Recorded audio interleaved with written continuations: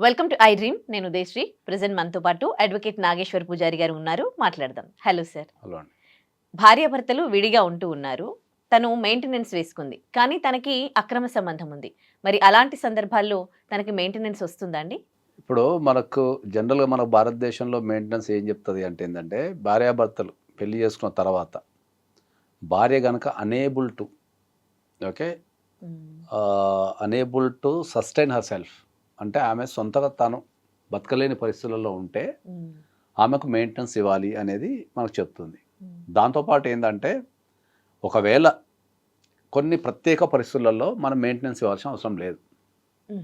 ఎప్పుడు అంటే ఏంటంటే, ఇప్పుడు ఆమెకి సంపాదన ఉన్నా, ఆమెకు హైలీ క్వాలిఫికేషన్ ఉన్నా, ఆమె సంపాదిస్తున్నా, లేదా ఆమె అక్రమ సంబంధం కలిగి ఉన్నా, ఈ సందర్భాలలో తర్వాత కావాలని కాపురానికి రాకుండా సతాయించిన, కావాలని కాపురానికి రాకుండా సతాయించినా కూడా మనం మెయింటెనెన్స్ అనేది అవాయిడ్ చేయొచ్చు.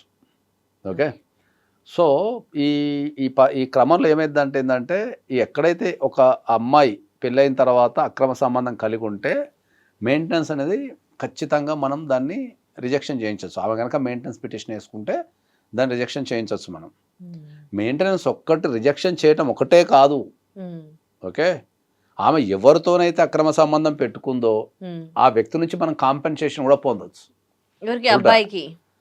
మొగుడు, భర్త, ఆ అమ్మాయి ఎవరితోనైతే అక్రమ సంబంధం పెట్టుకుందో ఆ అక్రమ సంబంధం పెట్టుకున్న వ్యక్తి దగ్గర నుంచి కాంపెన్సేషన్ కూడా పొందొచ్చు.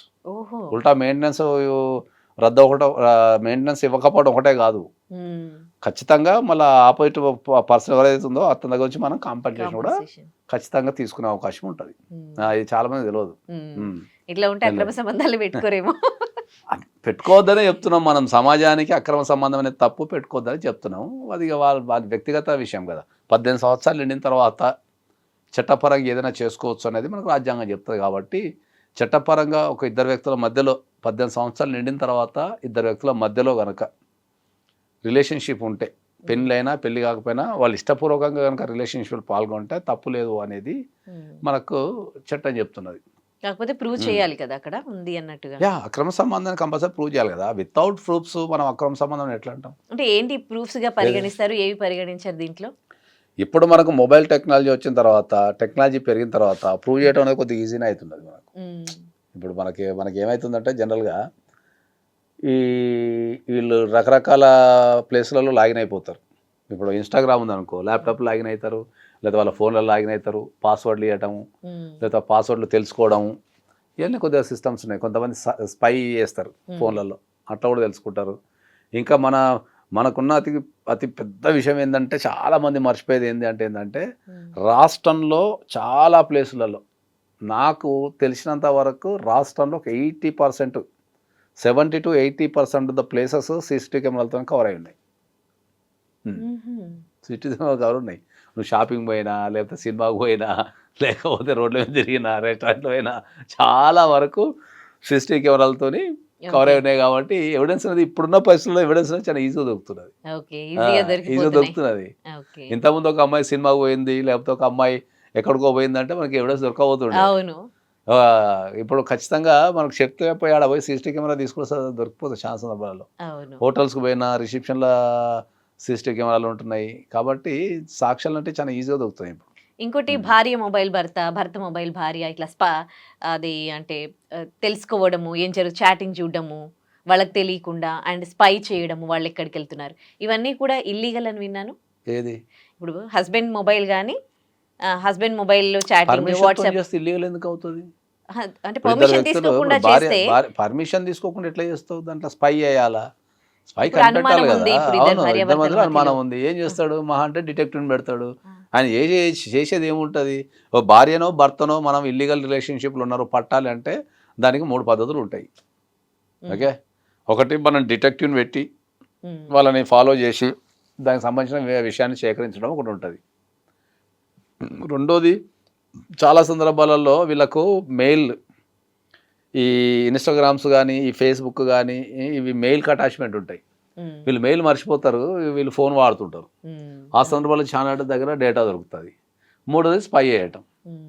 జనరల్గా ఏంటంటే ఒక వ్యక్తికి తెలవకుండా అతని మొబైల్లో స్పై చేయటం అనేది అయితే 100% మనకు చట్ట ప్రకారం అయితే తప్పే. అది దానిపైన చర్యలు కంప్లైంట్ ఇవ్వచ్చు. దానిపైన చట్ట ప్రకారం చర్యలు తీసుకునే అవకాశం ఉంది. దానిపైన క్రిమినల్ కేసు కూడా పెట్టే అవకాశం కూడా ఉంది. ఇలాంటి కేసెస్ కూడా అవుతుంటాయి.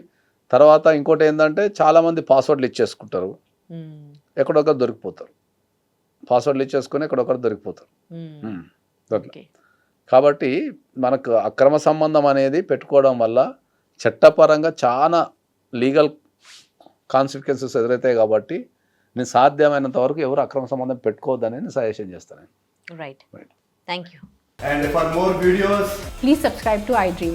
Please subscribe to iDream. Please subscribe iDream. And please subscribe to iDream. For more videos, subscribe to iDream. please like, share and subscribe to the channel. Congratulations, iDream. Subscribe to iDream. Subscribe to iDream. So subscribe to iDream Media. iDream ki iDream team andarki huge congratulations. Please subscribe iDream Media. Please subscribe to iDream. Subscribe iDream. Please subscribe to iDream. iDream అంటే నా కళల channel subscribe చేసుకున్న నోరు తిరుగుతలేదు, మీరైతే గంట గుర్తు కొట్టండి. For more such videos, please subscribe to iDream.